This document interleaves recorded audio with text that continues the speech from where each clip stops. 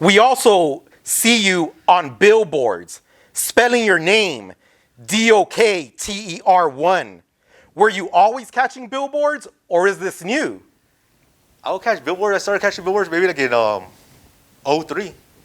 Do you remember your first billboard? I don't. No, I don't. What's the most dangerous part of catching billboards? Probably just getting up, or probably getting down. It's the hard part. Do you have a memorable billboard story where you've almost fallen, almost been caught and got away? In downtown, right there on I think it's where Spring and I think it's Main where it splits. There's a billboard right there on top of the apartments. There's like an '04, '05 maybe. I was going up there with my homie CERN. We got up there and we had just started our tags, and we already seen the cops down there. And so we gather our stuff, and we see the ghetto bird on top of us. And we just run off, go through the fire escape, hit the alley. We were on bikes. Got our bikes and just headed back to East LA. And like from the Olympic Bridge, we look back and you see the bird circling. Wow. We were gone already. Wow. Clean getaway. Yeah, clean getaway. When you complete a mission, billboards, freeways, whatever it may be, how do you celebrate? Is there a ritual after you get home safe? Nah, no ritual, just happy as hell after we're done.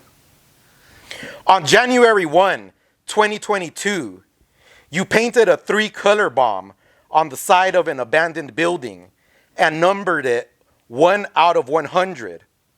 Why did you number it? What's your goal with these numbers? I wanted to reach 100 by the end of the year, but it's not going to happen. Like, I think I'm going to restart that next year. I just have the time to do it. Like, other things came up, and I'm just started tagging more than bombing. So I'm going to pick that up again probably next year. The highest number of bomb we found was number 26. Yeah. What number are you currently on? That was the last one. Yeah. What's your goal now? When you reach 100, what happens? What are you working towards? Just to get 100, see how long it took. I know when I already came out in 21, I only was out for like 6 months, so the summer to the end of the year. And I think I got like 56. So that's why I want to get to 100 by summer, but it didn't happen. Retry it again next year. Why don't you number the freeway Caltrans signs as well?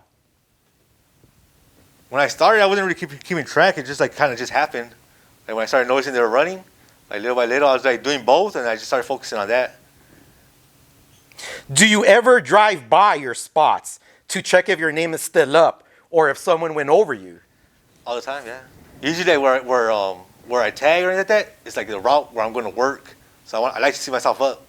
So like I take like different routes to work, or I work different spots, and that's how I find spots. And I want to see myself up on the way to work.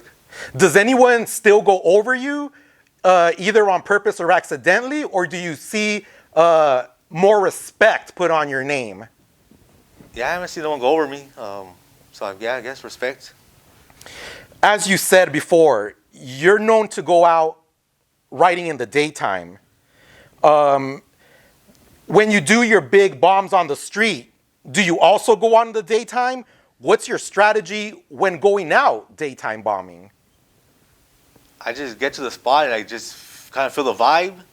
And like some spots, I think they're safer during the day than the night to get away with, just because of the area. And it seems easier sometimes. Most of your bombs are bold, giant letters, DR and the number 1. Why do you replicate this bold style with 3 or 5 colors? Do you have a philosophy behind it? Nah, just like that's what I like seeing. Like that's why I like doing it. That's what I like seeing. Like when people do that. Many of your bombs have included rest in peace tags, remembering writers like CERN, Buck, Noter, and Oops. Who were they, and how would you like each one of them to be remembered? They were guys that grew up right there in my neighborhood. How to remember? Just they weren't well known, but they were just all cool ass dudes.